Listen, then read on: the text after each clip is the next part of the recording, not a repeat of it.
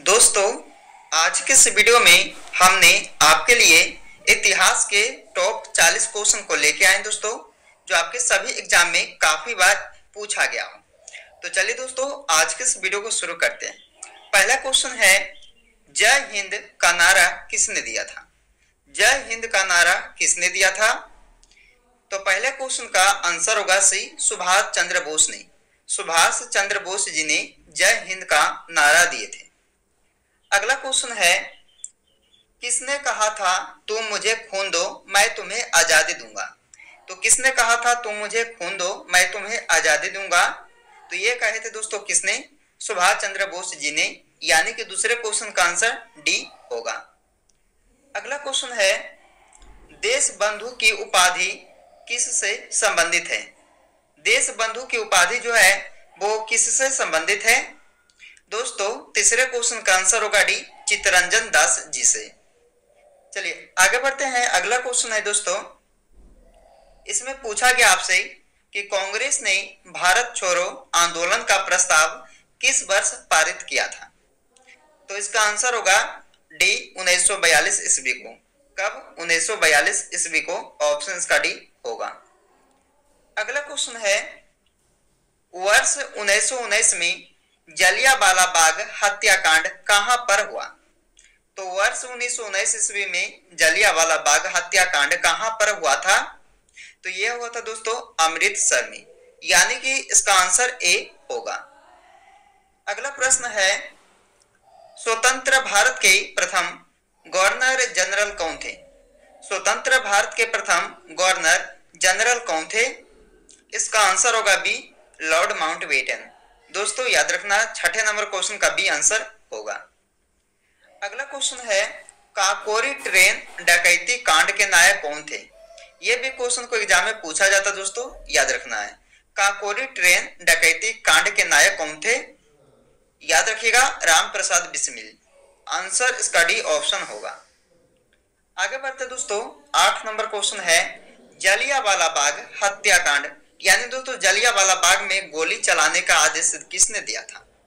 तो जलियांवाला बाग हत्याकांड में गोली चलाने का जो आदेश दिए थे किसने दिया था? चलिए बताइए, इसका आंसर क्या होगा? बी होगा, जनरल डायर।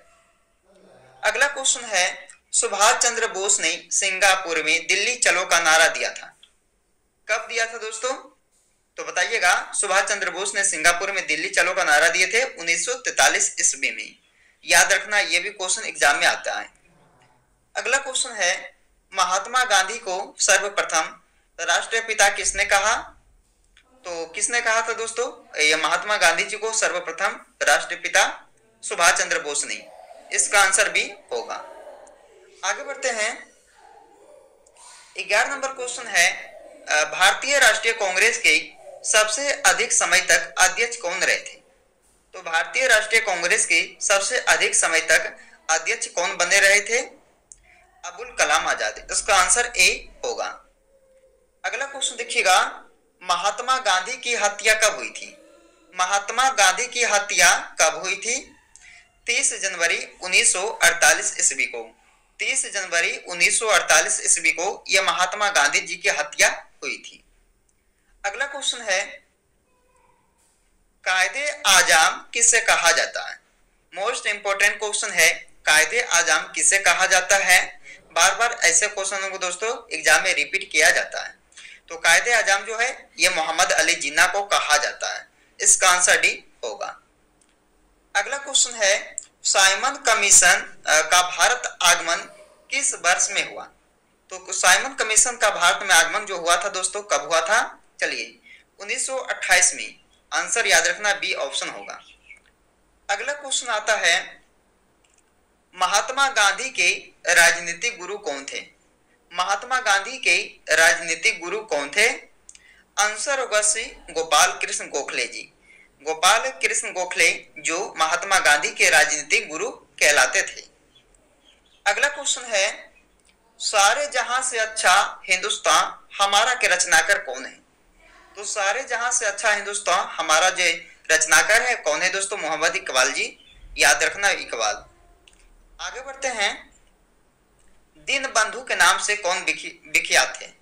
दीनबंधु के नाम से कौन विख्यात थे? तो याद रखना CF एंड्रेज, यानी कि इस क्वेश्चन का डी आंसर होगा। इसे भी आप लोग याद रखिएगा। अगला क्वेश्चन है, गांधी जी ने किस कानून को काला कानून कहा था? गांधी जी ने किस कानून को काला कानून कहा था? तो रॉलेट एक्ट को। याद रखना 18 नंबर क्वेश्चन का बी आंसर होगा। अगला क्वेश्चन है, स्वराज पार्टी का स्थापना किस वर्ष की गई थी? स्वराज पार्टी की स्थापना जो है किया गया था 1923 ईस्वी को। कब? 1923 ईस्वी में यह स्वराज पार्टी की स्थापना जो है किया गया था। आगे बढ़ते हैं, चौरी चौरा नामक स्थल प्रसिद्ध स्थल कहाँ है? चौरी चौरा नामक प्रसिद्ध स्थल दोस्तों गोरखपुर में है, सभी को पता है। आंसर इसका ए आंसर होगा। आगे बढ़ते हैं, गांधी जी भारतीय राष्ट्रीय कांग्रेस के अध्यक्ष कितनी बार बने? तो ये गांधी जी जो है भारतीय राष्ट्रीय कांग्रेस के अध्यक्ष जो है एक बार बने थे, केवल एक बार, याद रखना है। अगला क्वेश्चन है, इंकलाब जिंदाबाद का नारा किसने दिया? इंकलाब जिंदाबाद का नारा किसने दिया था? भगत सिंह ने दिया था। इसका आंसर बी होगा। अगला क्वेश्चन है, इनमें से कौन भारत छोड़ो आंदोलन में शामिल नहीं था?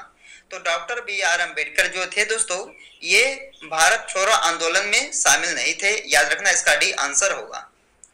अगला क्वेश्चन है, भारत की आजादी के समय कांग्रेस के अध्यक्ष कौन थे? तो भारत की आजादी के समय कांग्रेस के अध्यक्ष कौन थे? आंसर होगा JB कृपलानी, डी इसका आंसर होगा।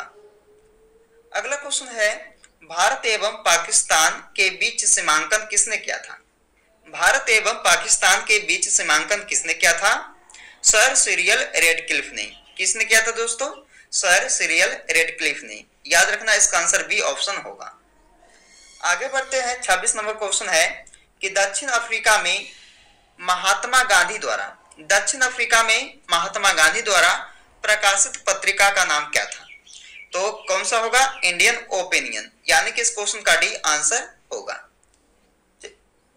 चलिए दोस्तों, अगला क्वेश्चन है, भारत छोड़ो आंदोलन के समय इंग्लैंड का प्रधानमंत्री कौन था?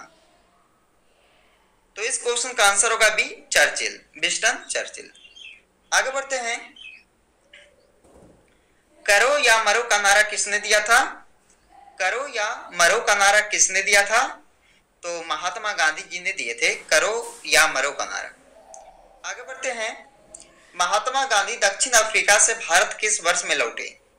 तो कौन से वर्ष में लौटे थे भारत में दोस्तों ये महात्मा गांधी जी दक्षिण अफ्रीका से? तो याद रखना 1915 में। आगे बढ़ते हैं, गांधी जी दक्षिण अफ्रीका में कितने वर्ष रहे थे? बताइए। गांधी जी जो है दक्षिण अफ्रीका में दोस्तों 21 वर्ष रहे थे। कितने वर्ष? 21 ईयर, 21 वर्ष जो है ये गांधी जी दक्षिण अफ्रीका में रहे थे। अगला क्वेश्चन है, गुलामगिरी का लेखक कौन था? गुलामगिरी का लेखक कौन था? ज्योतिबा फुले। इसका आंसर बी होगा 31 नंबर क्वेश्चन का। ज्योतिबा फुले जो गुलामगिरी के लेखक कहलाते हैं। अगला क्वेश्चन है, मोपला आंदोलन 1921 में कहां पर हुआ था? बताइए। तो मोपला आंदोलन हुआ था दोस्तों कहां? मालाबार में, यानी कि इसका आंसर बी ऑप्शन होगा। अगला क्वेश्चन है, गांधी का चंपारण सत्याग्रह किससे जुड़ा था? गांधी का चंपारण सत्याग्रह किससे जुड़ा था? तिनकठिया से। इसका आंसर दोस्तों आपका ऑप्शन सी होगा, तिनकठिया से जुड़ा था गांधी का चंपारण सत्याग्रह। अगला क्वेश्चन है, कृष्णदेव राय किसके समकालीन थे? तो कृष्णदेव राय जो है वो समकालीन थे दोस्तों किसके? बाबर के। इसका आंसर आपका ऑप्शन बी होगा। अगला क्वेश्चन है, कृष्णदेव राय कहाँ के राजा थे? कृष्णदेव राय जी कहाँ के राजा थे? तो ये थे विजयनगर के राजा, ये कृष्णदेव राय। इसका आंसर आपका ऑप्शन सी होगा। इसे भी आप लोग याद रख सकते हैं। चलिए दोस्तों, अगर आप लोग अभी तक इस वीडियो को लाइक नहीं किया तो लाइक फटाफट कीजिएगा दोस्तों। चलिए अगला क्वेश्चन है, विजयनगर किस नदी के तट पर स्थित है? तो विजयनगर जो है वो दोस्तों तुंगभद्रा नदी के तट पर है, याद रखना है। अगला क्वेश्चन है, अगले प्रश्न में पूछा है, हम्पी का खुला संग्रहालय किस राज्य में? हम्पी का खुला संग्रहालय किस राज्य में है? तो हम्पी का खुला संग्रहालय दोस्तों होगा कर्नाटक राज्य में। इसका आंसर आपका ऑप्शन ए होगा। आगे बढ़ते हैं। फाहियान कहाँ का निवासी था? दोस्तों फाहियान कहाँ का निवासी था? तो कहाँ का रहने वाला था ये फाहियान? तो चीन देश का। यानी कि इस क्वेश्चन का बी ऑप्शन सही होगा 38 नंबर क्वेश्चन का। आगे बढ़ते दोस्तों, फाहियान किसके शासनकाल में भारत आया था? फाहियान जो है वो किसके शासनकाल में भारत देश आया था? तो चलिए दोस्तों, ये आए थे चंद्रगुप्त द्वितीय के शासनकाल में भारत आया था ये फाहियान। याद रखिएगा 39 नंबर क्वेश्चन का डी आंसर होगा। आगे बढ़ते दोस्तों, जिसका जवाब जो है आप सब कमेंट करके जरूर दीजिएगा दोस्तों, क्योंकि ये भी क्वेश्चन आपके एग्जाम में पूछे जाते हैं। तो चलिए, इसमें पूछा है किस गुप्तकालीन भारत को शासन को कविराज कहा गया है? किस गुप्तकालीन शासक को दोस्तों कविराज कहा गया है? बताइएगा। आप सब बताइए दोस्तों कमेंट करके। ऑप्शन है समुद्रगुप्त, श्रीगुप्त, स्कंदगुप्त या चंद्रगुप्त द्वितीय। तो कमेंट करके इसका आंसर बताइएगा कि किस गुप्तकालीन शासक को कविराज कहा गया है।